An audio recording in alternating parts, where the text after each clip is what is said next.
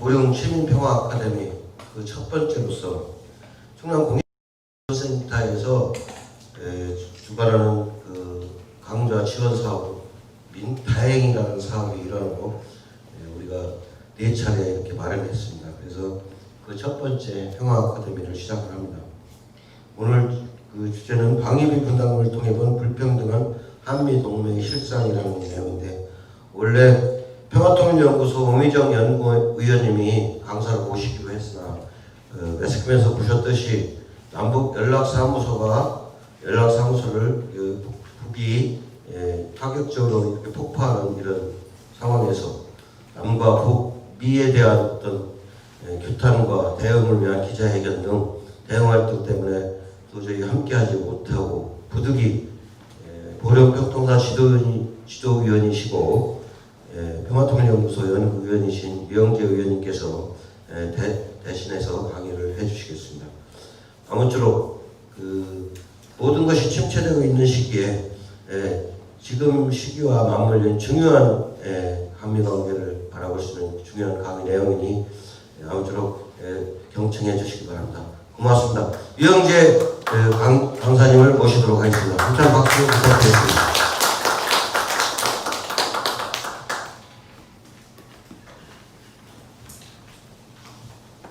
참신한 인물이 와야 되는데 식상한 인물이 다시 등장해가지고 죄송합니다.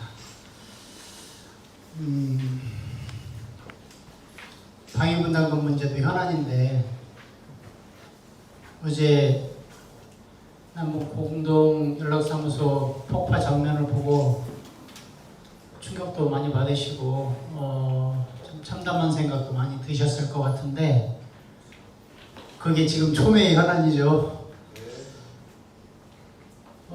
뭐 한두 번 그 얘기부터 한번 시작을 해보죠. 사실은 이 문제하고도 무관하다고 볼 수 없는 그런 사안이죠. 이렇게 어떤 분이 어떤 생각이 드셨는지 이렇게 자유롭게 한두 분 정도 얘기를 좀 들어보면 좋겠는데, 누가 좀 말씀을 하실까요? 우리 남인철 네, 말씀하시겠어요? 어떤 생각이 드셨어요? 그 폭파하는 장면을 보고. 궁금한 게 왜 저렇게 했을까가 궁금한 거거든요. 예. 저희가 뭐 남북 문제에 있어서는 보통 정보들이 잘 공유가 안 되잖아요. 네. 그런 상황에서 이런 상황이 발생을 하니 그간에 어떤 일이 있었을까? 네. 예. 개국의 관계에서는 어떤 일이 있었을까라는 게 굉장히 궁금한데 그 외에 대해서는 잘 얘기를 안 하더라고요. 아, 그래요. 그냥 예. 폭파했다는 사실. 네. 그리고 군사적 파기라는 뭐 그런 식의 등등의 추론들만 있지. 예. 왜 그렇게 됐을까? 보기 왜 그랬을까? 네. 예. 이 질문에 대해서 답변하실 분 계실까요? 저는 화나더라고요. 네? 화나더라고요. 아, 화가 나셨다고요? 네. 잠깐 조금 더 설명을 좀 해주셔요. 왜 화가 나셨어요? 마치 팔이 꼈다고 장독 깨려고 하는 거는 예. 그런 느낌이 들었습니다. 예. 조금 북한과 남한의 그 차이점 있는데 사고방식이나 모든 것들이 네. 그게 조금 이 남한의 이 형편이나 정세 이런 것들을 좀 이해를 해줬으면 좋겠는데 네. 그러지 못하고 자기들 입장에서만 생각해가지고 그거를 그렇게 파괴시켰다는 건 그냥 좀 거기 내부의 사정이 어떤지는 모르지만 네. 좀 경솔하지 않았나 이런 생각이 들더라고요. 아, 그러니까 북에 대해서 좀 화가 났고 좀 예. 경솔한 것 같았다. 예, 그리고 여기 이쪽 지금 현재의 정책도 네. 기대보다 못하니까 마음에 네. 안 들어서 좀 속상하죠. 그걸 예. 법적으로 예. 그랬습니다. 이쪽 남쪽의 정책도 예. 좀 문제가 있었다. 또 한 분 정도 더 얘기를 들어볼까요? 예. 네. 저는 개인적으로 여러 가지 방법 중에 충정요법이 있지 않는가. 네. 국회도 바뀌었기 때문에 기다려야 한다고 하지만 세계 정세와 어떤 방법 중에 하나고 네. 안타깝지만 이슈를 이렇게 끌어올리기 위한 네. 네, 안타깝다. 이 계기로 우리가 바뀌었으면 좋겠다. 네. 예. 시간이 있으면 좀 많이 얘기를 들어봤으면 좋겠는데, 이와 관련해서 아까 이제 질문도 있었기 때문에 오늘 오후 1시에 그 청와대 그 분수대 앞에서 긴급 기자회견을 했어요. 이게 워낙 중대한 상황이고 심각한 상황이기 때문에 기자회견을 했는데, 기자회견의 요지는 직접적인 계기, 그러니까 북이 그 공동연락사무소를 폭파한 직접적인 계기는 대북 전단 문제죠. 대북 전단은 이명박 박근혜 정부 하에서도 뿌려졌지만, 그때도 한 11차례 정도 이명박 박근혜 정부도 그 저지를 한 적이 있어요. 차단한 적이 있고요. 그 다음에 양승태 대법원, 이 사법농단의 그 핵심이었던 양승태 대법원 하에서도 표현의 자유가 있지만 주민의 생명과 안전에 지장을 주는 그런 행위에 대해서는 그 막을 수 있다 하는 이제 판례도 있거든요. 대법원 판례로 이렇게 이제 되어 있습니다. 그뿐만 아니라 문재인 정부 들어서 4.27 판문점 선언, 그다음에 9월 평양 선언, 그다음에 군사분야 합의서 이런 것도 있지 않습니까? 거기 보면 판문점 선언 2조 1항에 보면 남북 사이에 뭐 확성기라든지 등등의 그 이제 전단살포라든지 그런 적대 행위를 하지 않도록 그렇게 되어 있습니다. 그런데 이게 이제 문재인 정부 하에서 이게 그냥 방치돼 버린 거예요. 그러니까 이제 역지사지가 필요하다고 생각하는데요. 그럼 북 입장에서는 어떤 생각이 들까? 이명박근혜 정부에서도 막았고 판례도 있고, 문재인 대통령이 스스로 김정은 위원장하고 악수하고 뭐 포옹하고 하면서 합의했는데도 불구하고 이걸 막지 않는다. 어땠을까요? 북의 입장이, 심정이 좀 배신감을 느끼지 않았을까요? 네, 그랬겠죠. 근데 이제 문제는 그것뿐만이 아니다 이거죠. 전단뿐만이 아니다 이거예요. 다른 그 판문점 선언과 평양 선언에서 합의된 거의 대부분의 일들이 이행이 안 됐죠. 네. 근데 이행이 안 된 그 뭐라 그래, 이유와 명분과 핑계, 이게 다 미국 때문에, 미국이 말하자면 하지 마라 이렇게 해서 안 됐다 이렇게 했는데, 그럼 전단도 그런가? 대북 전단도 미국이 하라고 해서 하고 우리가 그럼 그거 못 막고 그런 겁니까? 그건 아니죠. 그죠? 이명박 정부 박근혜에서도 나갔는데, 전단은 물론 뭐 미국에서 돈이 들어오는 건 사실이에요. 탈북자 단체들한테 미국에서 이제 돈 줘가지고 하도록 하는 건 사실이지만, 그렇다고 해서 그걸 문재인 정부가 못 막을 그런 건 아니죠. 근데 막지 않았다 이 말입니다. 그렇기 때문에 이제 배신감에 그런 아까 선생님 얘기하신 것처럼 충격요법으로 그렇게 이제 한 것 같습니다. 그런 점에서 보면 현 사태의 근본 원인을 제공한 것은 남쪽에 있다 이렇게 봐야 맞을 것 같고요. 그러면 그렇게 충격요법으로 이 공동연락사무소를, 사실상 판문점 선언의 어떤 상징적인 건물이잖아요.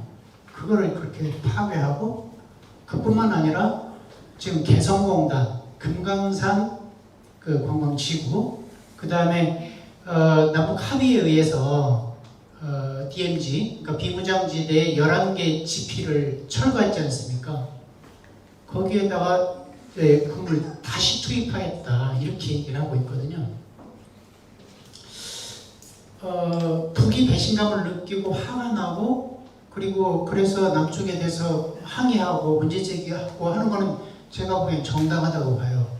그런데 문제는 남북 공동연락사무소를 그렇게 폭파하는 방식으로 파괴하고 개성공단 금강산에 다시 군을 투입하는 것은 지금 북이 무엇을 요구하고 있는 겁니까?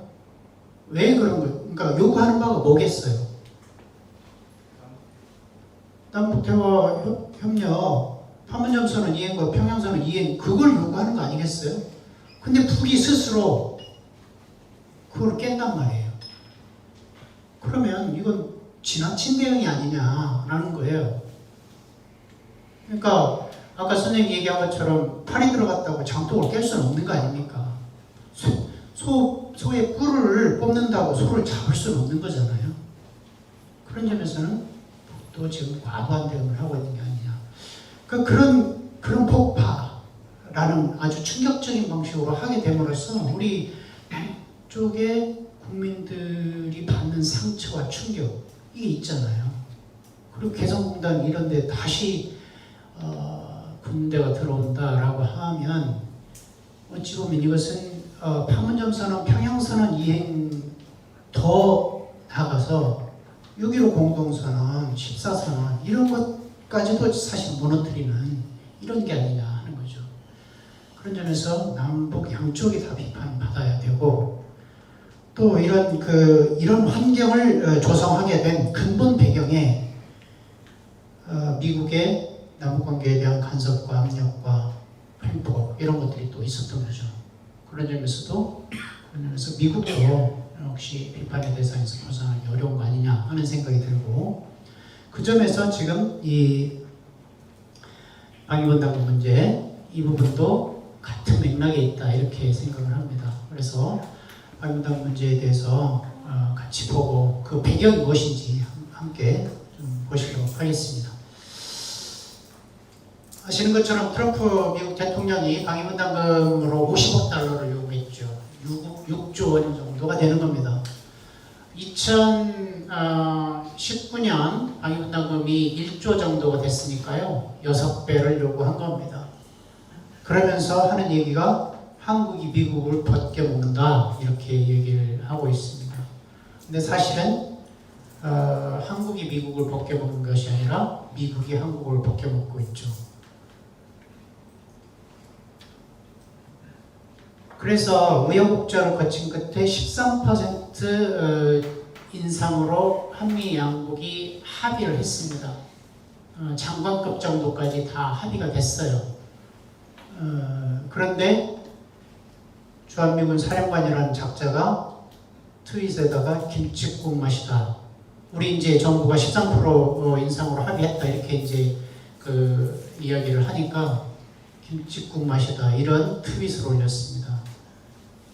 우리 정부를 우리 국민들을 조롱하는 그런 트윗이었죠.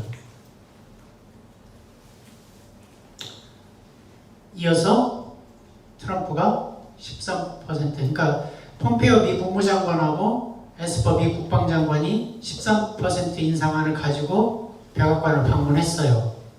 그랬더니 트럼프가 NO 해버린 거예요. 그걸 13% 인상안을 거부한 겁니다. 그러면서 요구한 게 13억 달러. 13억 달러면 퍼센트로 하면 한 50% 이상이 됩니다. 그러니까 현재 1조 원 정도 되는데 우리 돈으로 환산하면 한 1조 9,900억 원, 한 1조 6천억 원 정도를 요구를 한 겁니다. 지금 이게 오늘 뉴스인데요. 독일에 있는 미군을 감축하겠다고 트럼프가 선언을 했습니다. 그러면서 하는 얘기가 주독 미군뿐만이 아니다 이렇게 얘기를 하고 있죠. 뭡니까? 한국에도 압박을 가해서 지금 우리 선생님 충격요법 얘기했는데 여기도 충격요법이 나오네요. 주독 미군을 감축하는 것을 통해서 한국에도 압박을 가하는 거죠. 이들 방위분담금 안 올려주면 주한미군 감축시킬 수 있어. 이렇게. 자, 53% 인상한, 13% 인상한이 어떤 정도인지를 한번 보겠습니다. 6차 때는 이게 노무현 정부 시기인데요. 8.9% 삭감을 했습니다. 그리고 쭉 지나서 8차 때는 이명박 정부 때입니다. 2.5% 증액을 했죠. 9차 때는 박근혜 정부 때입니다. 5.8% 증액을 했습니다. 근데 문재인 정부 들어서 8.2%.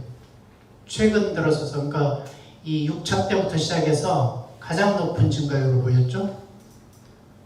그런데 여기에 더해서 한미 양국의 잠정 합의안이 13%니까 지금 이때부터 6차 때부터는 가장 높은 수준의 인상안이었죠. 이거를 미국이 트럼프가 거부를 한 겁니다. 그러면서 53% 인상안 13억 달러 요구를 한 겁니다. 그 정도로 터무니없는 요구를 지금 미국이 하고 있다. 그래서 이명박 박근혜 때보다 문재인 정부에서 더 많이 올려주고 있다. 그리고 점점 더 올려주려고 하고 있다. 그런 거죠.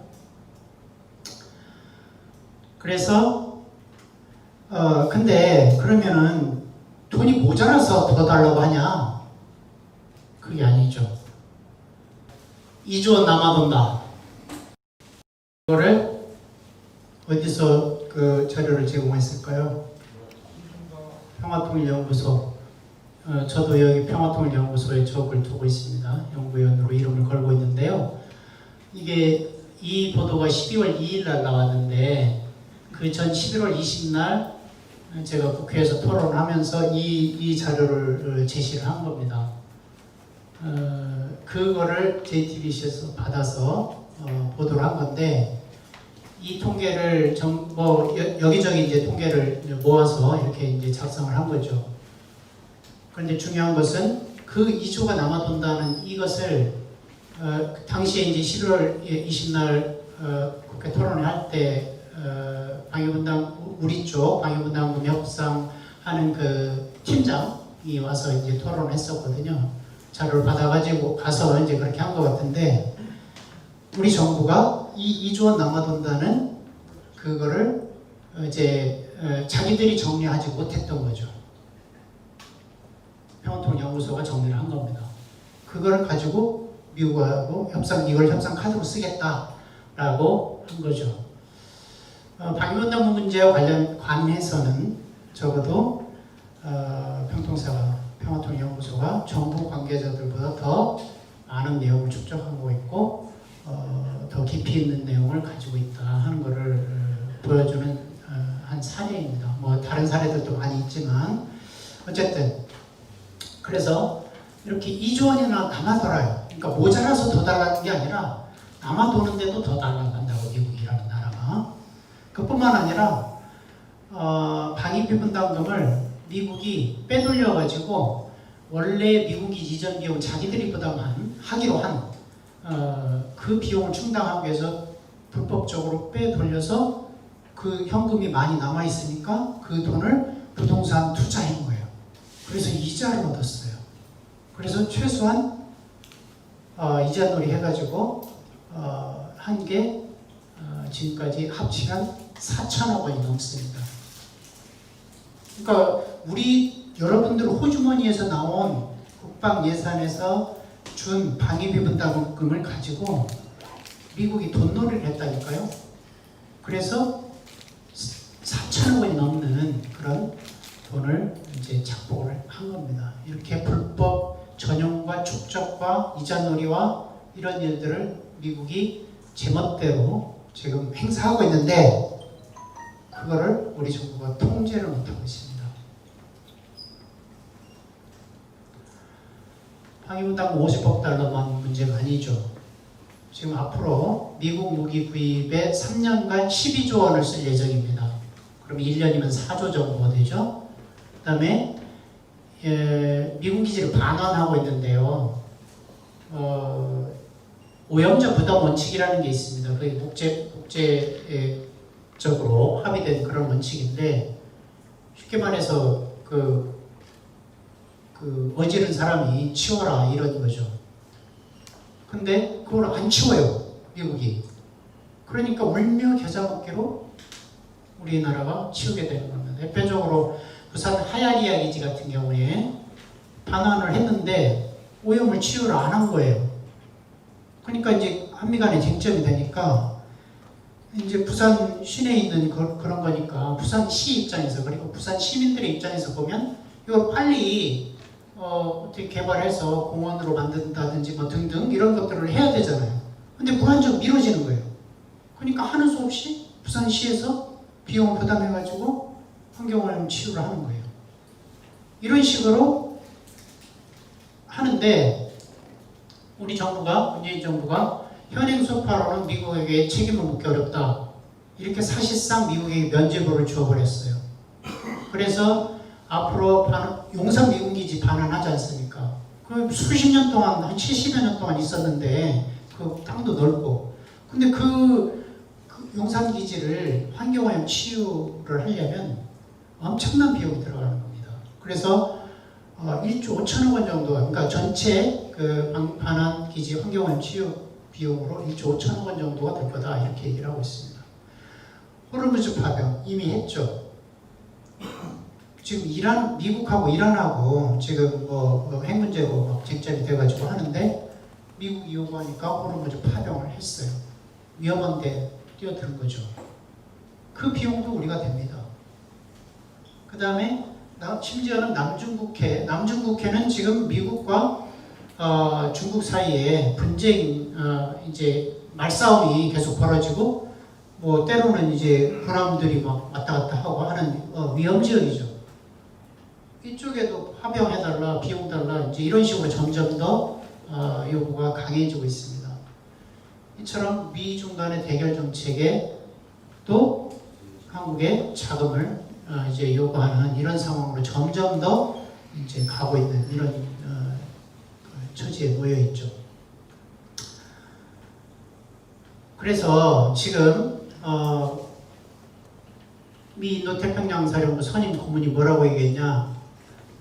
코로나 때문에 국방 예산이 이제 그 압박을 받으니까 아시아에서 미군 주둔을 증강하기 위한 새로운 공동 출자 자금.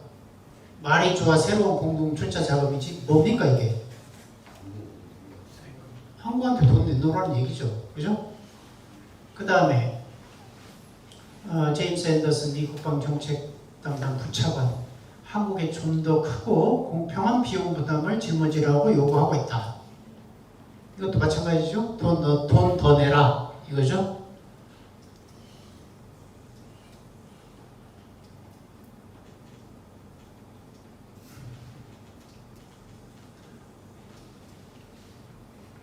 네. 자, 그러면 이게 방위분담금이라는 게 도대체 뭐냐? 법적 근거가 뭐냐? 이걸 한번 좀 보도록 하겠습니다. 방위분담금의 정식 명칭이 이렇게 세 줄이나 될 정도로 길어요. 이걸 요약하면 뭐냐? 한미상호방위조약 아시죠? 한미상호방위조약 4조에 의한 한미소파 주둔군 지휘협정이라고 하죠. 주둔군 지휘협정 5조에 대한 특별조치협정이 방위분담금 협정입니다. 그러니까 맨 위에 한미상호방위조약이 있어요. 그 다음에 한미소파가 있죠. 그 밑에 방위분담 협정이 있는 겁니다. 그러니까 그 층층 시하죠. 상호방위조약이 할머니, 소파가 어머니, 그 다음에 방위분담 협정이 이제 딸, 이렇게 되겠죠. 그런데 한미 상호방위조약은 어떻게 되어 있냐? 3조에 보면 조약의 적용 범위, 조약이 어디까지 적용되느냐? 그 범위를 명백히 남한으로 한정하고 있습니다. 남한 방어에 한정하고 있어요. 그 다음에 한미소파는 주한미군에게 시설과 구역을 우리가 제공하는 대신 미국은 주한미군 유지에 따른 모든 경비를 부담하도록 규정하고 있습니다. 이게 중요해요. 이게 중요합니다. 어떤 경비? 모든 경비. 기억하고 계세요, 이거? 자, 그 다음에 방위분담 협정 뭐냐? 이 소파의 특별조치 협정으로 한국이 주한미군 주둔 경비, 우리는 원래는 시설과 구역만 제공하기로 돼 있단 말이에요. 모든 경비는 미국이 부담하기로 돼 있는데 방위분담 협정 뭐냐? 주한미군 주둔 경비 일부를 부담하도록 규정한 거예요. 그러니까 이 한미소파하고 무슨 되죠? 한미소파에는 미국이 모든 경비 부담하기로 했는데 그 중에 일부를 우리가 부담하기로 한 거란 말이에요. 이게 1991년부터 시작이 됐어요. 그래서 매 2년 내지 5년마다 새로운 협정을 매번 맺어가지고 이제 지금까지 한 30여 년 이어오고 있는데요.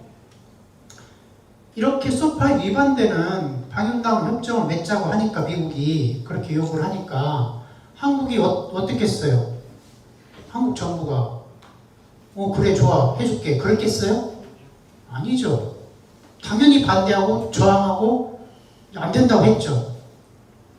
근데 왜 이렇게 됐을까요? 왜 이렇게 됐을까요?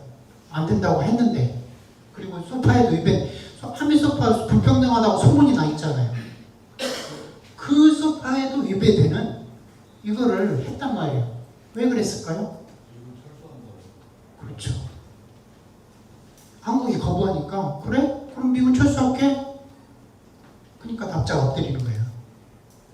그래서 이런 불평등한 한미 소파에도 위배되는 방위분담 협정이 시작된 겁니다. 1991년부터. 그런데 이 방위분담금 지금 미국이 50억 달러 요구하는 거 이게 어떤 문제가 있냐 법적으로?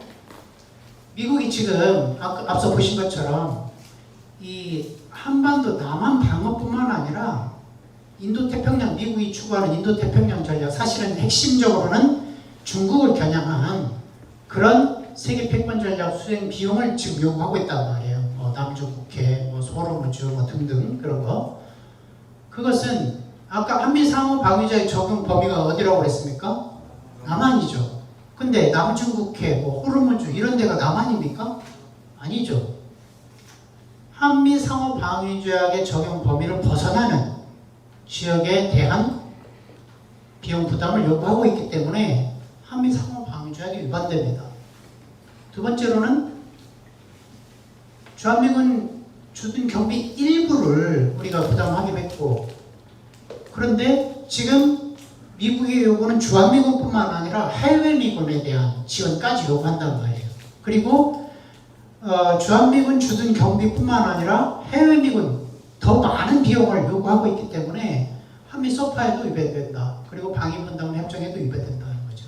그러니까 주한미군 범위를 벗어나서 해외미군까지, 그 다음에 일부만이 아니라 주한미군 주둔 경비 일부만이 아니라 그 이상을 훨씬 더 많은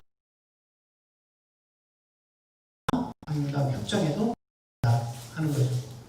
따라서 이 한국이 이런 그 미국의 불법 부당한 요구에 대해서 우리가 이것을 들어줄 이유가 없다. 그러니까 미국이 한미 상호 방위조약과 소파와 방위분담 협정을 다 무시하는, 전면적으로 부정하는 그런 요구를 지금 하고 있다는 거예요. 그러면 우리가 이걸 들어줘야 됩니까? 아니죠. 그렇기 때문에 방위분담 협정을 더 이상 우리가 지속할 이유가 없다. 명분도 없다. 법적 근거도 없다. 이렇게 얘기하는 겁니다. 그런데 방위분담금 불법 전용이 아까 이제 돈 빼돌려서 미군 기지 이전 비용 사용했다 이렇게 말씀드렸잖아요. 지금도 불법 전용이 계속되고 있습니다. 한국은 부지만 제공한다고 했던 사드 배치와 관련해서 그 비용을 요구를 하고 있는 거예요. 2018년도에 이미 방위분담금으로 건설비, 설계비를 5천만 원을 이미 지불을 했습니다. 방위분담금으로. 그 다음에 2021년도 내년도에는 580억 원을 편성해서 방위분담금으로 충당을 하려고 하고 있어요. 탄약고나 이런 거를 만들겠다는 겁니다. 그리고 운영 유지비나 성능 개량 비용 이런 것까지 요구할 가능성이 있습니다. 이걸 비용으로 따지면 수천억 원 될 가능성도 있죠. 그뿐만 아니라 2019년 이전에 작년에 방위분담금 이제를 국회 비준 하는 과정에서 어떤 사실이 밝혀졌냐면 지난번 9차 그러니까 박근혜 정부 때 맺었던 방위분담금 협정이 이제 5년간 유지되던 그런 협정이었거든요. 그런데 그 기간 동안에 우리가 준 여러분들이 혈세를 빼돌려가지고 해외미군, 그러니까 주일미군 장비를 정비하는데 5년 동안 한 1천억 원을 쓴 거예요. 이게 밝혀진 거예요. 그래서 이거 이러면 안 된다. 이거는 이 방위분담금 협정 범위를 벗어난다. 국회에서 그렇게 지적을 하고 이것을 궁극적으로 폐지하고 당장은 줄여나가야 된다. 이렇게 지적을 받았거든요. 그런데 그게 아닌 거예요.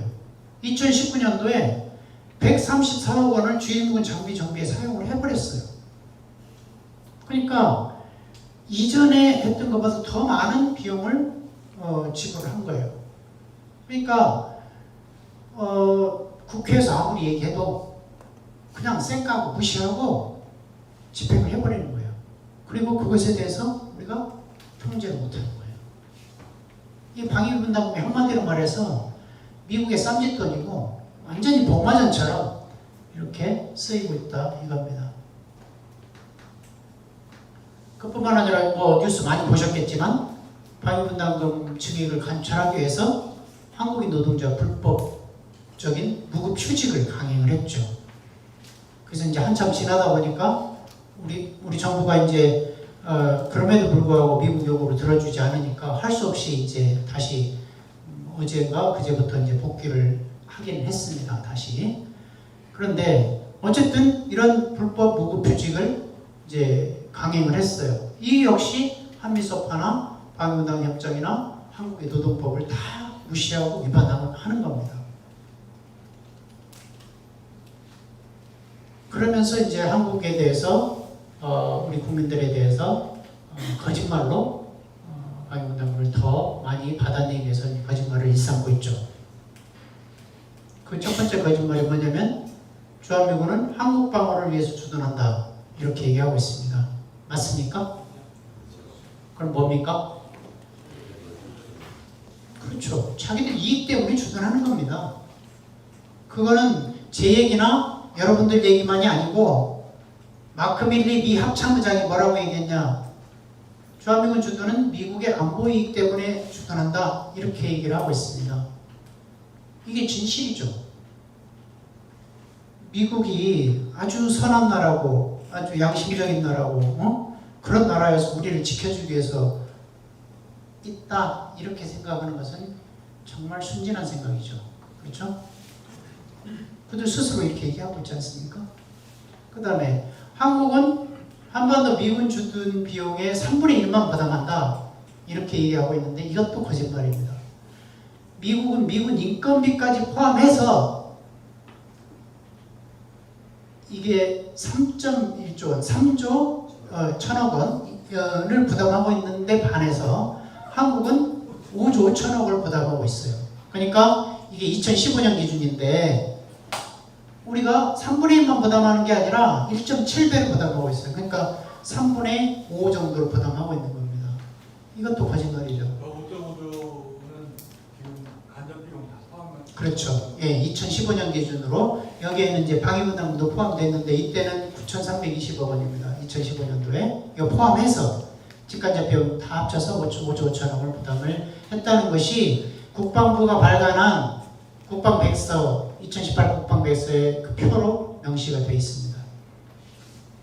자, 그 다음에 방위분담금 90%가 한국 경제로 돌아간다. 그러니까 니들이 우리한테 돈 줘도 그 돈 다 한국으로 돌아가. 그러니까 괜찮아. 이 얘기예요. 언뜻 보면 그럴듯하죠.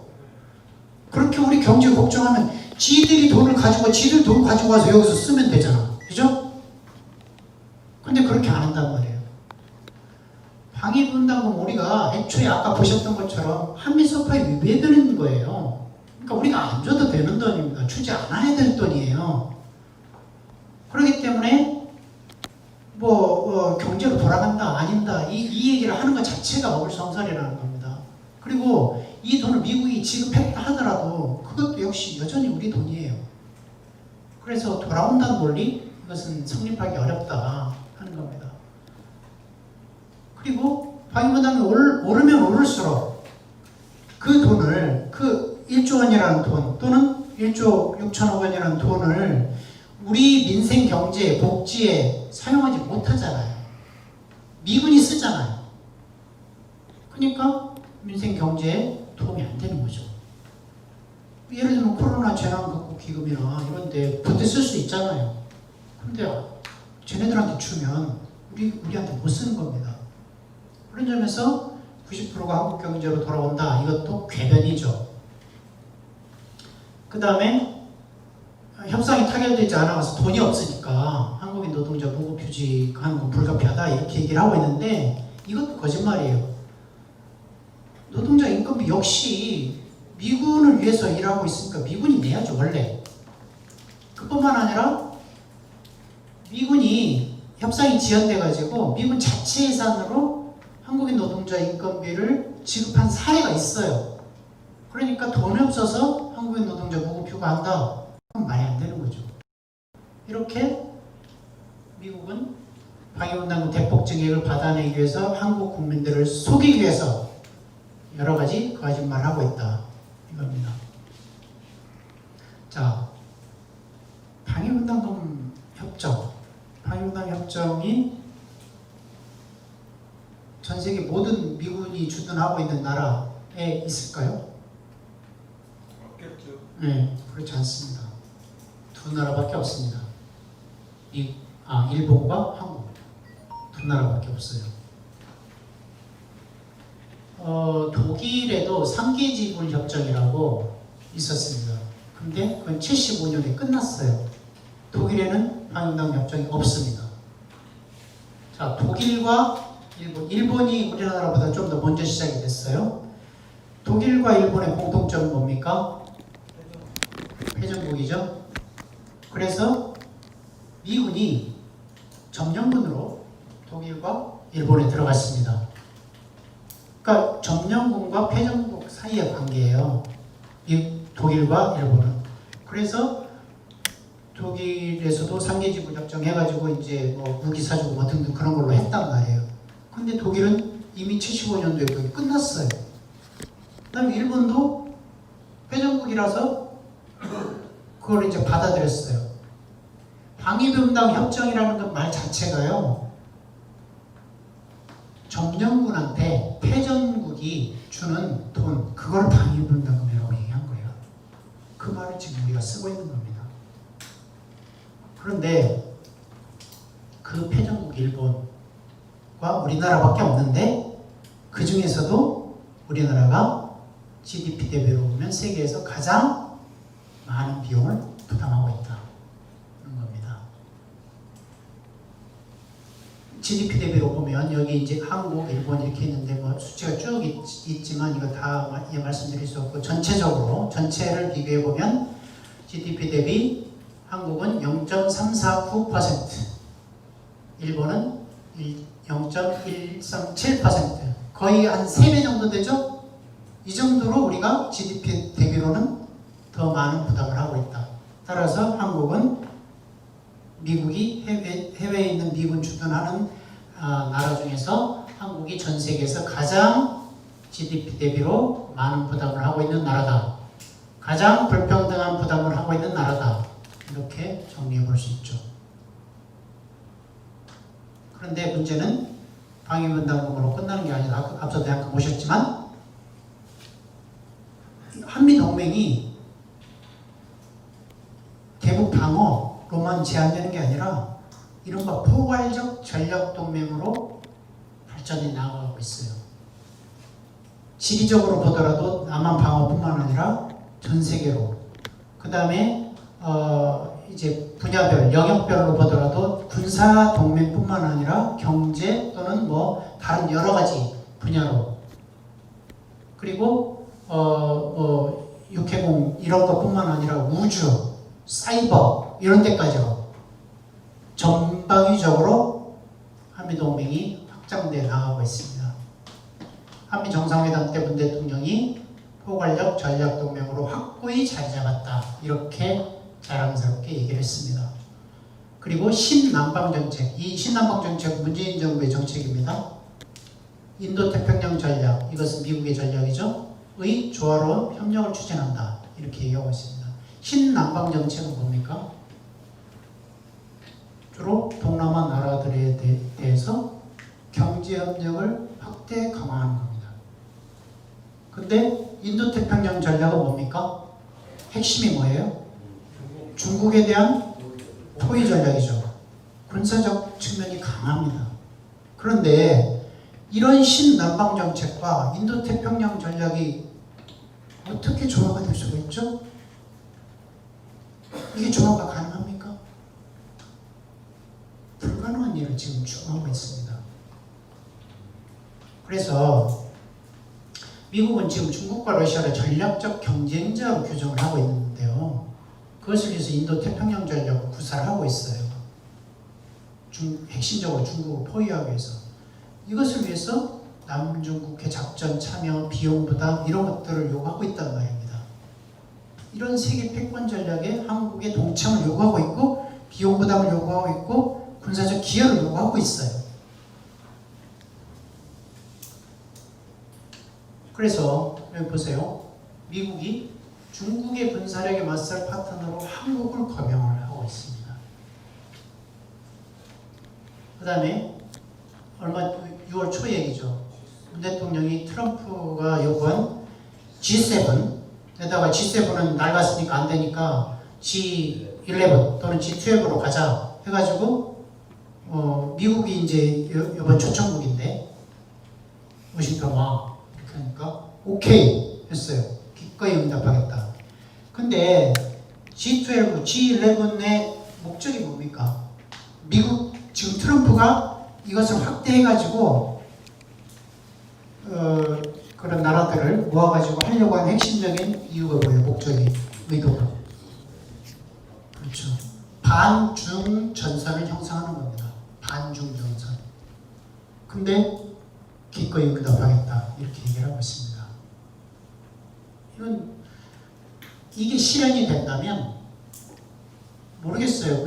문재인 대통령이 이거 어차피 안 될 거니까 그냥 립서비스 해주자 이렇게 했을지는 모르지만 만약에 이게 실현된다면 이거는 불을 지고 섭에 뛰어드는 것과 다름없는 겁니다. 반중 전선에 가담하겠다 한국이 이렇게 얘기를 하는 것이니까요. 그뿐만 아니라 한국과 미국이 미사일 방어 통합 연동 훈련을 했다 이렇게 지금 발표를 했습니다. 정경도 장관이 직접 그렇게 얘기를 했어요. 이전까지는 미국 미사일 방어 체제와 한국 미사일 방어 체제는 별개다, 따로다 이렇게 얘기를 해왔어요.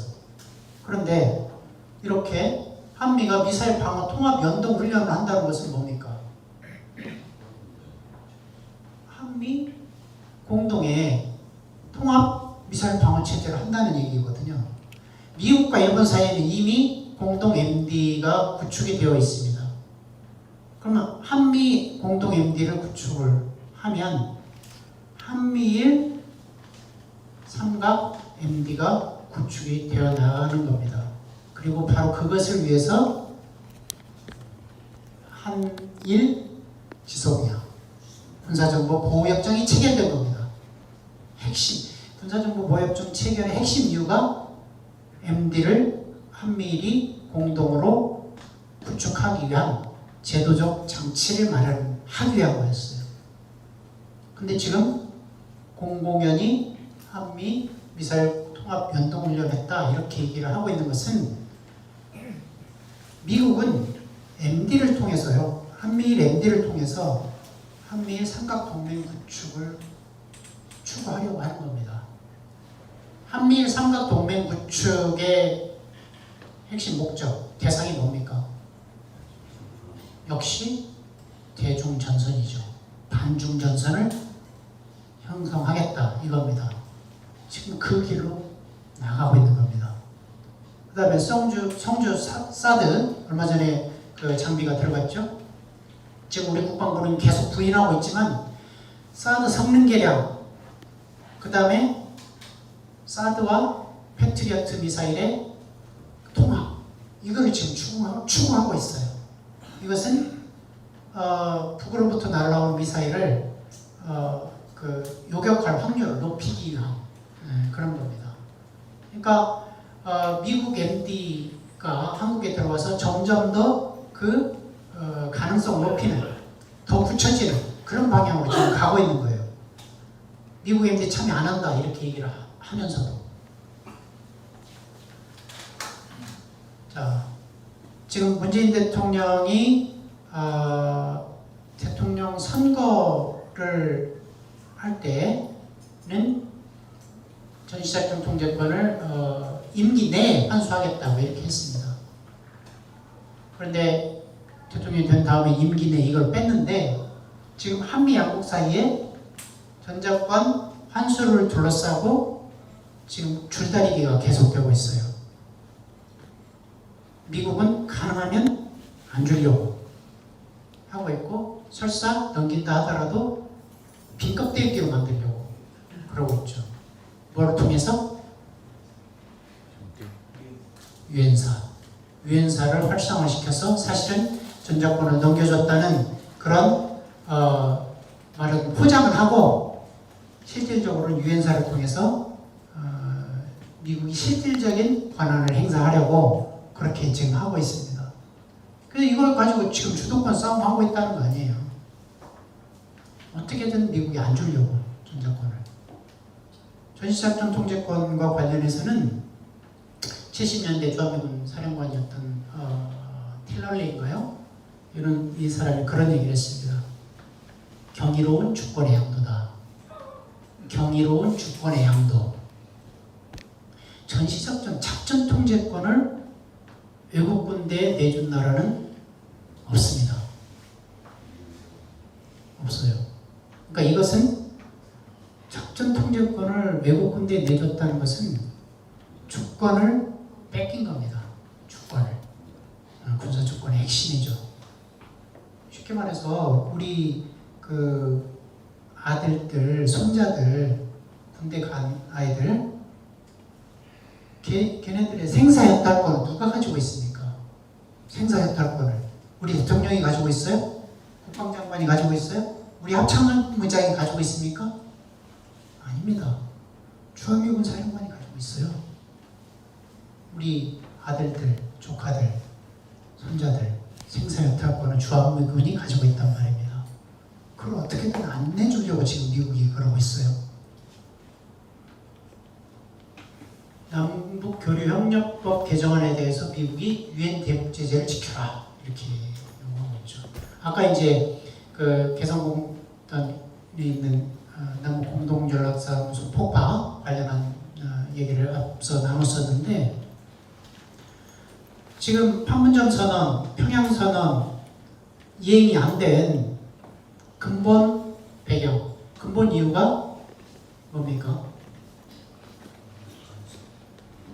미국이 철저히 지금 남북관계 발전 개선을 통제하고 있는 거죠. 간섭하고 있는 거죠. 한미 워킹그룹이라는 것을 통해서 한미 워킹그룹이라는 걸 만들어가지고요. 남북관계 하려고 하는 거 모두 다 거기다 올려놓고 거기 허락받아야 돼요. 그래서 합의는 해놓고 되는 게 아무것도 없어요. 그러니까 북 입장에서 볼 때는 화가 나죠. 말은 번들어야 하고 합의는 거창하게 했는데 되는 일이 없는 거예요. 그러니까 배신감을 느끼는 거죠. 지금 그래서 개성공단 여는 거, 금강산 관광하는 거, 그 다음에 남북 철도 도로 연결하는 거 아무것도 안 되고 있잖아요. 그러면서 유엔 제재 얘기하고 등등 하고 있습니다. 그냥 100% 다 양보해서 금강산 개별 관광, 금강산을 못 가는 전 세계에서 금강산을 못 가는 나라 사람이 어디입니까? 남한밖에 없습니다. 원하는 사람들은 다른 나라 사람들은 다 갈 수 있어요. 물론 최근에 미국에서 이제 북한 못 가게 그렇게 미국 국민 못 가게 하긴 했지만 그 이전에는 미국 사람도 가고 유럽 사람도 가고 중국, 러시아 사람 다 금강산 갈 수 있었어요. 근데 우리나라 사람만 못 갔다 이겁니다. 그러면 이게 유엔 제재하고 무슨 상관이 있어요? 안 그래요? 그럼 다른 나라 사람도 못 가야죠. 유엔 제재면. 근데 우리나라 사람만 못 간다 이 말입니다. 전에는 그런 일도 있었어요. 인도주의 지원 이것조차 캐나다, 러시아, 스웨덴 이런 데 하는데 우리만 못했어요. 심지어 타미플루라는 뭐 그 백신 이거를 가는데 타미플루는 괜찮지만 타미플루는 실은 트럭은 안 된다. 이래가지고 못 갔어요. 이 기막히지 않습니까? 이런 일이 지금 계속 벌어지고 있는 거예요. 심지어 우리나라 통일부 장관이 DMZ 들어가는 것도 유엔사가 막아서 못 갔다니까요. 이게 지금 우리나라의 현실입니다. 그때 문제는 그거를 다 문재인 정부가 넙죽넙죽 그대로 받고 있다는 거예요. 미국 지식 그대로 이행하고 있다는 거예요. 미국에 하지 말라면 안 하고 있다는 거예요. 그래서 보세요. 이게 참 가슴 아픈 그 그림인데요. 이제 순서도 옛날에 그 플로우 차트라고 이거 뭐 여러분들 하셨을지 모르겠는데 북미 대화가 진행 중인가? 아니다. 그러면 대화가 시작되기를 기다린다. 대화가 잘 되고 있는가? 아니면 될 때까지 기다린다. 미국 대선이 코앞인가? 끝날 때까지 기다린다. 합의문 발표했는가? 아니면 합의문 발표 때까지 기다린다. 방위문 협상 끝났는가? 협상 끝날 때까지 기다린다. 슬프지만 이게 우리 현실입니다. 되는 일이 없어요. 미국이 하지 말라면 안 하고. 정말 고분고분하죠. 정말 문재인 대통령 착합니다. 자, 왜 이런 일이 벌어질까요? 왜? 방위분담 문제뿐만 아니라 한미 관계에 있어서 여러 사안이 정말 기가 막힌 그런 현실입니다. 그 근본 배경 여러 가지 이유가 있겠지만 법 제도적 측면에서 말씀을 드려보겠습니다. 아까 한미 상호 방위조약 말씀드렸죠? 한미 상호 방위조약이 뭘 모델로 만들었냐? 미일 안보조약을 토대로 해서 만들어진 겁니다. 51년도에 미일 안보조약이 맺어졌는데요. 이때는 점령군으로 미군이 들어와서 패전국 일본을 말하자면 지배할 때입니다. 샌프란시스코 강화조약 체결과 동시에 미일 안보조약이 체결이 됐습니다. 그래서 여기 빨간 것이고 그러니까 이제 미군이 주둔하는 권리를 일본은 허여하며 미합중국은 수락한다 이렇게 돼 있는데 이건 쉽게 말하면 일본이 미군 주둔 권리를 이제 갖다 바치고 그래? 그럼 우리가 수락해줄게 이렇게 되는 거예요. 근데 그거를 미일 안보조약 그러니까 승전국과 패전국 사이에 있었던 그 조약 그대로를 따온 겁니다. 한미 상호 방위조약이. 그래서 대한민국은 미군 주둔 권리를 허여하고 미합중국은 수락한다 이렇게 한 겁니다. 그대로 옮겨왔어요. 이렇게 됐죠. 그런데 일본에서는 이 미일 안보조약이 너무 굴욕적이다, 너무 불평등하다 해서 60년도에 이걸 개정을 했어요. 미합중국은 권한을 일본한테 요청하고 일본은 이를 허용한다. 이거하고 이게 그러니까 주도권이 바뀌었죠. 여기는 미국이 수락하는 걸로 이렇게 돼 있지만 여기는 일본이 이걸 받아들이는 걸로 이렇게 돼 있죠. 바뀌었습니다. 패전국 일본은 60년도에 이걸 바꿨는데 패전국도 아닌 한국은 이게 그대로 있습니다. 이게 불평등한 한미동맹의 현실입니다. 한미동맹이라고 얘기할 때 그 한미동맹의 법적 근거가 바로 한미상호방위조약이에요. 이렇게 한미상호방위조약이 불평등하게 맺어져 있습니다. 자, 그뿐만 아니라 이 한미상호방위조약과 동시에 발효된 한미합의의사록은 더 기가 막힙니다. 1항 국토 통일을 위한 노력에 있어서 미국과 협조한다. 말이 좋아 미국과 협조지? 이건 뭡니까? 통일하려면 어떻게 해야 된다? 미국 허락받아야 된다. 이 얘기입니다. 그 다음에 2항 대한민국군을 국제연합군 사령부의 작전 지휘권 하에 둔다. 이게 바로 작전 통제권이 미국한테 간 법적 근거입니다. 그래서 지금까지 작전 통제권이 우리한테 온전히 넘어오지 못하고 있죠. 60년 넘도록. 그 다음에 3항은 국군 병력 기준과 원칙을 수락한다. 우리 군대의 숫자도 우리 마음대로 못합니다. 그래서 우리나라가 한국군 병력 수를 줄이려고 계속 여러 차례 계획을 했었거든요. 그런데 미국이 반대해가지고 미국이 못하게 해가지고 못했어요. 그거를. 그 다음에 투자 기업의 사유 제도를 계속 장려한다. 이건 뭡니까? 한국을 자본주의로 묶어두겠다는 조항입니다. 바로 이 조항 때문에 제한헌법에 굉장히 진보적인 내용이 들어가 있었어요. 사회주의적 성격을 갖는, 말하자면 이 공공적, 경제의 공공적 성격을 갖는 그런 조항이 있었다고요. 근데 이 한미 합의의사록이 맺어진 바로 직후에 그 헌법의 경제 공공성 조항이 삭제되어 버립니다. 이게 바로 사회제도를 장려한다는 말의 의미입니다. 그 다음에 경제계획을 실시한다 이런 내용도 있고요. 그 다음에 대일 구매, 그러니까 미국이 원조를 해주고 그 원조한 그 자금을 일본에 써라 이렇게 요구한 겁니다. 이승만 대통령이 이거를 결사반대했어요.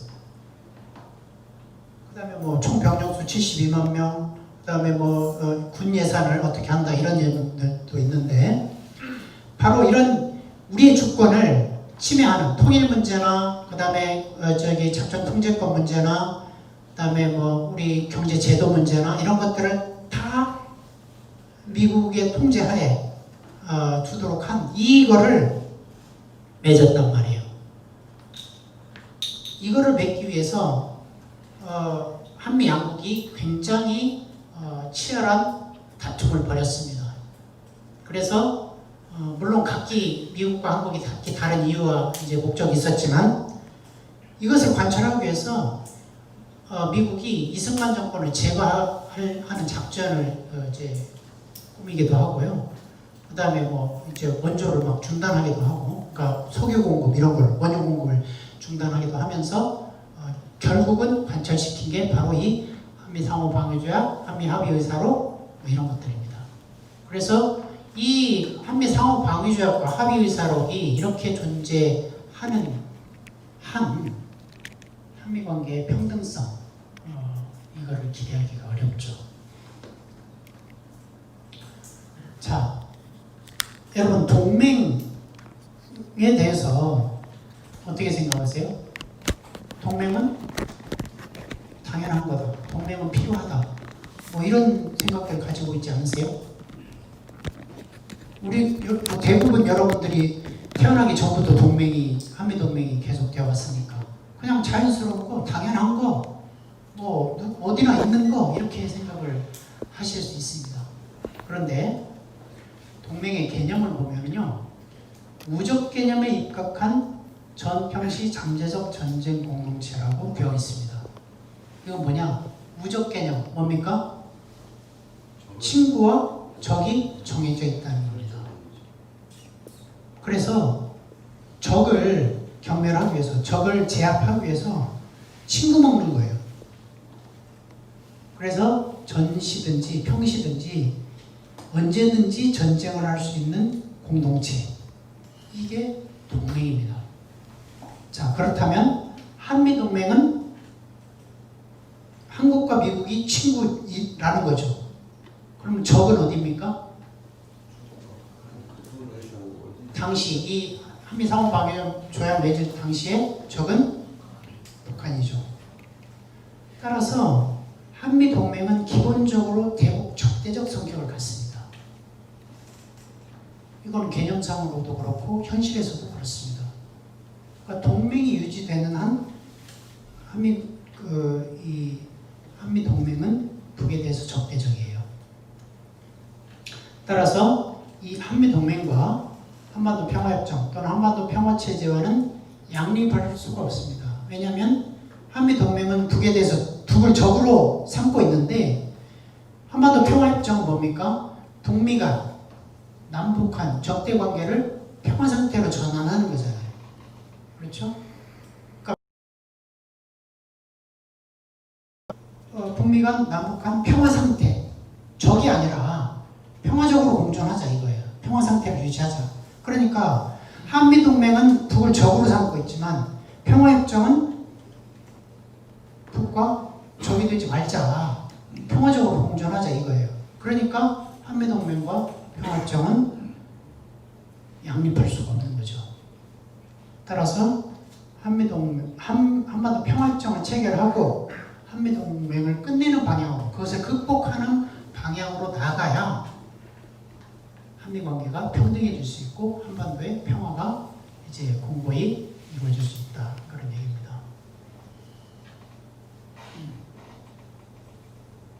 여기 보시는 것처럼 방위분담 문제와 관련해서 주한미군이 감축되더라도 방위분담 증액을 수용해서는 안 된다라고 하는 것이 70% 가까이 됩니다. 그 다음에 그냥 이 주한미군 감축과 연관되지 않는 여론조사는 증액 반대가 96.3%나 돼요. 이렇게 되죠. 그 다음에 이런 그 기사들에 대한 그 댓글 이런 것들도 보면 굉장히 우리 국민들이 미국에 대해서 비판적인 그런 입장을 가지고 있다는 것을 알 수가 있습니다. 그래서 이런 불법 무도한 방위비분담금 문제, 그다음에 앞서 이제 설명했던 여러 가지 그 한미 관계의 불평등한 이런 것들을 이제 생각해 본다면 우선 방위분담금 문제와 관련해서 말한다면 앞서 말씀드린 것처럼 미국이 한미 상호 방위조약, 한미 소파, 그다음에 방위분담 협정, 그러니까 주한미군이 주둔하는 근거가 되는 그런 여러 가지 조약과 협정 이런 것들을 사실상 전면 부정하면서 방위분담 대폭 증액을 요구하고 있기 때문에 이런 협상을 더 이상 우리가 할 필요가 있냐 이 말이에요. 그런 협상을 하면 우리가 굴욕적인 결과밖에 얻을 게 없는데 그런 협상을 할 필요가 있냐. 그래서 협상하지 말자 이렇게 얘기를 하는 겁니다.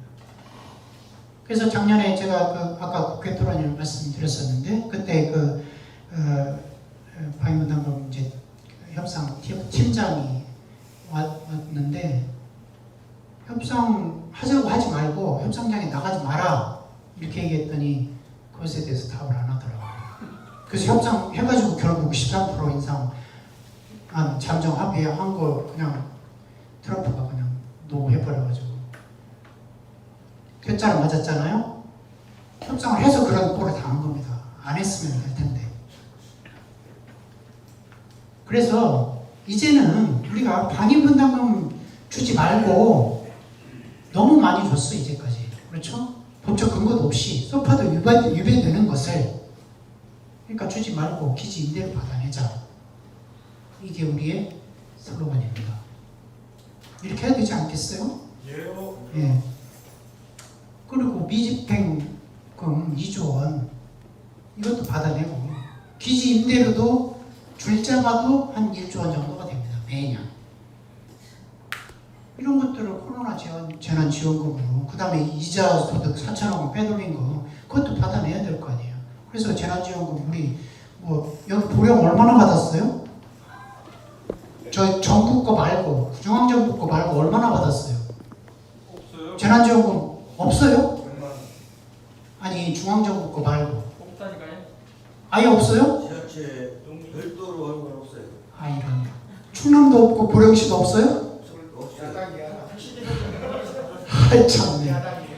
기가 막히네. 택시기사? 택시기사는 받았어요?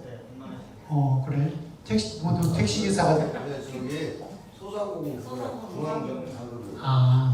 그것도 중앙정부 자금이에요? 저는 서울시민이거든요. 중앙정부 거 말고도 44만 원 받았어요. 그러니까 좋은 데 살아야 된다니까.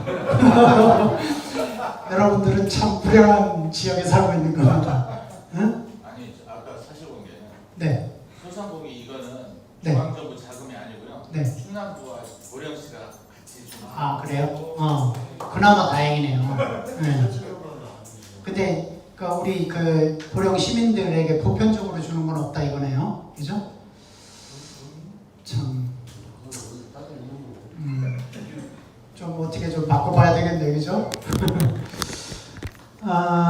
그리고 이제 이런 방위분담 협정 이제 그만해야 될 때가 되지 않았을까요? 예? 이런 굴욕적인, 이런 불평등한, 이런 불법적인 거를 우리가 계속 해야 되겠어요? 그러면 안 되죠. 그리고 소파, 불평등한 소파도 개정하고 한미 관계 불평등성, 한미 상호방위, 그러니까 주한미군 주둔 하는 한, 나가면 좋겠지만 주둔 하는 한 한미 상호방위 조약도 좀 더 낮게 개정하고 평등하게, 소파도 그렇고 방위분담 협정도 원래 이게 애초부터 있었던 게 아니에요. 92년부터 생긴 거라니까요. 그때 생겼으면 없을 수도 있는, 생겼으면 없을 수도 있는 거 아닙니까? 그렇죠? 네. 없었습니다. 예, 없었어요. 방위분담 협정으로는 없었어요. 물론 88년도부터 이렇게 이제 제도 말고 지원하기는 했지만 그 이전은 없었다고요. 그러니까 없었던 것이 생겼으니 지금도 없을 수도 있지 않냐 이 말이에요. 그렇죠? 자, 그다음에 아까 이제 주동미군 이제 감축하면서 한국도 예외 아니다 뭐 이렇게 했잖아요. 이제 머지않아서 방위분담 협상 잘 안 되면 트럼프가 주한미군 감축 카드를 또 꺼내서 흔들 가능성이 있습니다. 그럼 어떻게 해야 됩니까? 가지 마세요. 이렇게 해야 돼요? 바짓가랑이 잡아야 돼요? 아니요. 그럼 안 되죠. 우리 주권을 가진 국민 아닙니까? 응? 근데 바짓가랑이 잡고 그러면 안 되죠. 미군 감축하려면 하고 철수하려면 하고 그래라. 감축하면 또는 철수하면 북한이 쳐내려올까요? 무슨 근거로 안 들어온다고 그래요? 우리가 국방력이 있습니다. 국방력이 더 세다? 네. 그래도 이판사판으로 막 쳐들어올 수 있지 않을까요? 원자력 발전소가 25개나 있습니다. 그래요? 미군이 감축하고 철수하더라도 북은 남을 침략할 수 없습니다. 그러니까 전쟁을 하려면요, 상대방을 제압하려면 두 가지가 필요합니다. 두 가지 요건이 필요해요. 전쟁을 개시하려면. 첫째, 의지가 있어야 되고요, 능력이 있어야 됩니다. 근데 지금은 이제 화가 나가지고 막 폭파하고 하니까 그걸 얘기하기가 그렇지만 능력이라는 측면에서는요, 얼마 전에 문재인 대통령이 굉장히 중요한 얘기를 했습니다. 청와대 여야 원내대표를 불러가지고 회담을 할 때 문재인 대통령이 굉장히 중요한 얘기를 했어요. 무슨 얘기했냐? 재래식 전력은 우리가 월등하다 이 얘기를 했어요. 제가 알기로는 적어도 현직 대통령이 공개적으로 남북한 전력 비교에서 재래식 전력이 우리가 월등하다고 얘기하는 것은 제가 들은 적이 없습니다. 재래식 전력이 우리가 월등해요. 근데 북이 남침한다고요? 불가능한 얘기입니다. 핵무기가 있지 않냐? 핵무기를 그렇게 함부로 쓸 수 있는 건가요? 미국이요, 일본에 2발 쏜 다음에 한국전쟁에서도 핵무기를 쓰려고 하다가 못 썼고요, 베트남 전쟁에서는 패전하면서도 쓰려고 했지만 못 썼습니다. 왜 그랬을까요? 그거를 쓰는 순간 국제적 비난을 피할 수 없기 때문에 그렇습니다. 도덕적 비난, 정치적 비난을 감당할 수 없었기 때문에 그런 거예요. 북이 하물며 동족을 향해서 핵무기를 쓴다? 이거는 북이 완전히 멸망한다. 정말 이판사판인 최악의 경우가 아니면 쓰기 어려운 겁니다. 그리고 본질적으로 북이 핵무기를 개발한 것은 남한을 향해서 쓰려고 한 게 아니에요. 그렇지 않습니까? 미국이 북에 대해서 핵무기를 포함한 선제 공격 계획을 세우고 항상 연습하고 언제 뭐 괌에서 B-52, B-2 폭격기, 전략 폭격기 동원해가지고 언제 공격할지 모르니까 그 위험 때문에 그 두려움 때문에 핵무기를 개발했다는 것이 제 얘기가 아니고 미국 전문가들의 얘기입니다. 2007년도에 아틀란틱 카운슬이라고 대서양위원회의 보고서가 바로 그렇게 쓰고 있어요. 미국에 대한 두려움 때문에 북이 핵무기를 개발했다. 이렇게 하고 있거든요. 그래서 핵무기로 남한을 공격한다.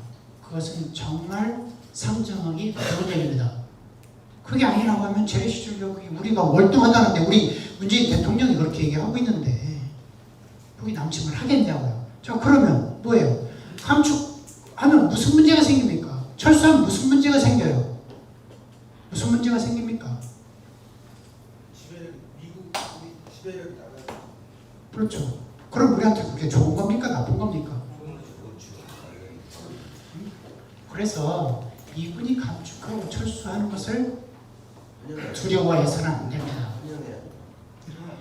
과거 2004년도인가요? 민주노동당이 처음으로 10개 의석을 이제 얻어서 의회에 진출할 때 그런 얘기가 있었죠. 행복해지는 것을 두려워하지 말자. 그렇죠.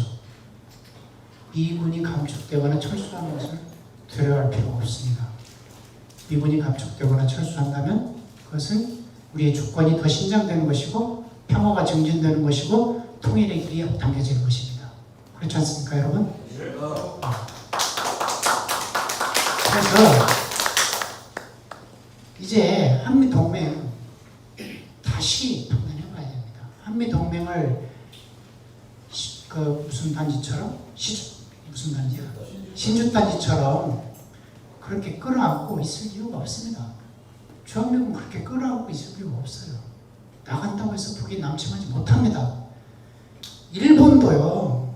일본과 우리나라 물론 군사력에서 약간 차이가 있지만 적어도 지상군은 우리가 일본을 압도합니다. 일본이 못 쳐들어와요. 중국이 지금 경제력이 커지면서 군사력이 더 많이 커지고 있는 건 사실이죠. 하지만 중국은 국경 16개 나라를 국경선으로 맞대고 있어요. 그렇기 때문에 이 동북 이쪽으로 이 군사력을 집중시킬 수가 없습니다. 뿐만 아니라 그 내부에 신장 위구르 문제, 티벳 문제 여러 가지 문제가 있잖아요. 그렇기 때문에 군사력을 이쪽으로 집중을 못 시켜요. 그렇기 때문에 중국의 군사력이 크다 하더라도 중국이 우리를 넘본다? 이렇게 하기도 어렵습니다. 그리고 중국과 우리나라의 관계가 적대 관계가 아니잖아요. 그죠? 평화적으로 얼마든지 관리할 수 있습니다. 그래서 주한미군이 나가는 거, 한미동맹이 끝내지는 거, 이것에 대해서 우리가 두려워할 필요가 없다 하는 겁니다. 자, 이제 마무리하겠습니다. 지금 방위분담금 문제, 그 다음에 이제 아까 처음에 남북공동연락사무소 이제 폭파된 문제, 그다음에 작전 통제권 문제, 여러 가지 얘기를 했습니다. 이 문제를 근본적으로 해결하는 주체가 누구겠습니까? 이런 문제들을 근본적으로 이 문제를 남북관계 문제, 한미관계 문제, 한미관계의 불평등성, 남북관계의 어떤 이런 긴장과 갈등의 관계 이런 것들을 해결하는 근본적인 힘은 어디로부터 나오겠습니까? 누구로부터 나오겠습니까? 그렇죠. 우리 국민으로부터 나오는 겁니다. 대통령, 정부, 국회의원, 정치인들 기대할 거 없습니다. 물론 어떤 결정적인 어떤 결정을 하고 어떤 이런 것들을 하는 데는 대통령도 정부도 의회도 필요하죠. 근데 근본적인 힘은 국민으로부터 나오는 겁니다. 대북 전단 하나 못 먹잖아요. 대북 전단 하나. 미국 친미 세력들, 보수 세력들 눈치 보느라고 전단 하나 못 막아서 이 사태를 야기한 거 아닙니까? 방위분담금 얼마든지 안 줄 수 있는데 13% 인상한다 이렇게 하고 있지 않습니까? 작년에 국회의원들 한 40여 명이 뭐 방위분담금 너무 많이 올려주면 국회 비준 못한다 이렇게 성명을 발표한 적이 있어요. 왜 그랬을까요? 왜 한 40여 명의 이 국회의원들이 전례 없이 방위분담금 많이 올려주면 동의 못 해준다 이렇게 했을까요? 갑자기 이 사람들이 용기가 생겨서 갑자기 미국한테 맞설 그런 줏대가 생겨서 그랬을까요? 왜 그랬을까요?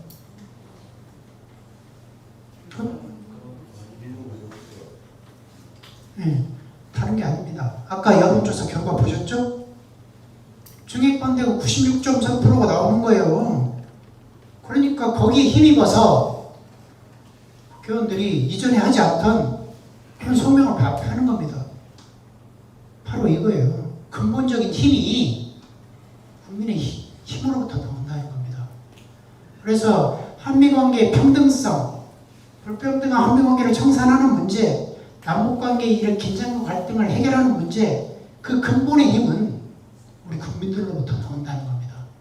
대통령이 잘해야 되고 정치권이 잘해야 되고 해야 되죠. 그리고 잘못하면 비판해야 되죠. 하지만 비판하는 것만으로 끝나서는 안 되는 겁니다. 우리 국민들이 각성하고 깨어나야 되는 겁니다. 그럼 뭘 할 거냐? 앞서 쭉 얘기한 것들입니다. 방위분담금 주지 말자. 남북관계 개성공단 열고 금강산관광 열고 철도 도로 연결하자. 전단 맞고 그걸 우리가 요구를 해야죠. 그 다음에 적정 통제권 빨리 받아오자. 이런 요구를 해야죠. 그 다음에 어떻게 해야 됩니까? 그러면 어떻게 해야 돼요? 그렇죠. 그렇죠. 여론을 조성해야죠. 네? 국민들의 여론을 조성해야죠. 그렇죠. 예. 그래서 여기 저기 민주당원도 또 많으실 텐데 좀 불편하셨을 것 같은데 노무현 대통령이 그랬죠. 뭐라고 했습니까? 깨어있는 시민의 조직된 힘. 그 얘기했죠? 맞습니다. 각성을 해야 됩니다. 공부를 해야 돼요. 그래서 깨어있어야 됩니다. 깨어있기만 하면 되나요? 조직돼야 됩니다. 조직. 뭉쳐야 돼요. 개별로 흩어지면 무기력해집니다. 그리고 게을러지고 뭘 할지 알 수가 없습니다. 그래서 조직되는 것이 중요합니다. 그래서 평화와 통일을 위해서 자주를 위해서 활동하고 있는 그런 단체에 조직되는 것, 같이 하는 것, 그게 중요합니다.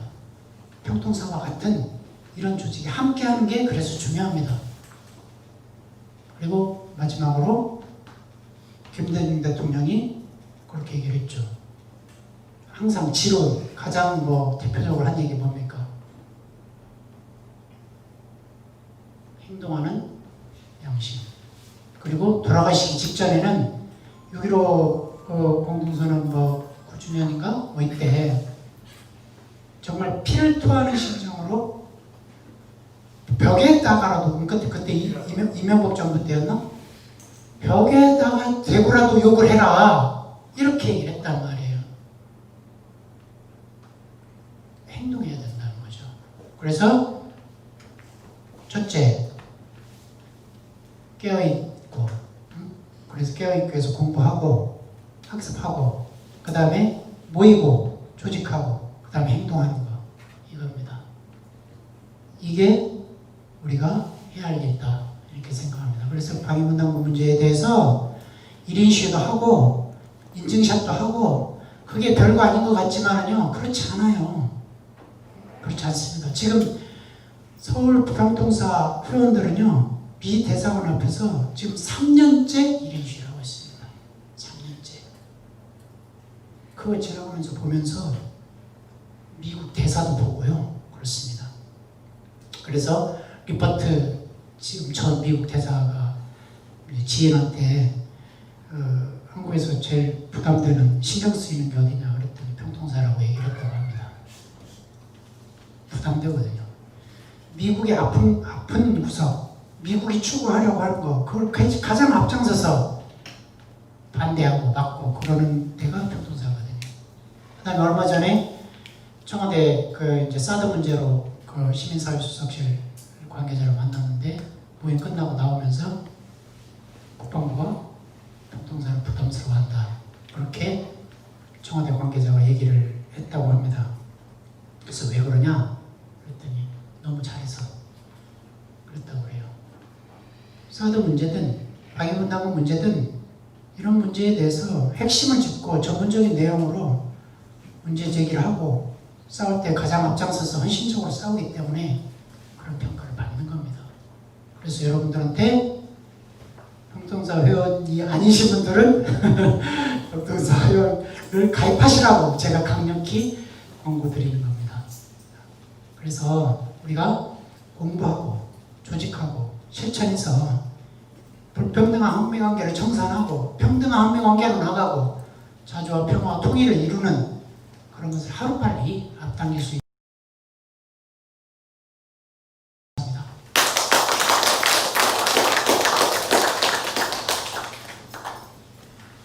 예, 혹시 질문 있으십니까? 우리 강사님한테 질문 있으십니까? 시간이 많이 갔지만 혹시 없으세요? 예. 어쨌든 우리 유영재 강사님 감사합니다. 방위 통해서 불평등한 한미 소파나 한미 상호 방어조약, 주동군 지휘협정이 불평등한 말고 한미 동맹이 현재 상태로 지속되도록 안 된다는 내용을 학습한 것 같습니다. 모두 수고하셨고요. 이 강좌를 다음에도 또 진행이 될 테니까 그때는 또 연락드리면 함께 해주시면 고맙겠습니다. 네? 8월과 9월에 또 진행을 할 겁니다. 또 연락을 드리고요. 모두 수고하셨고 우리 기념 촬영 한번 해야죠. 예. 모두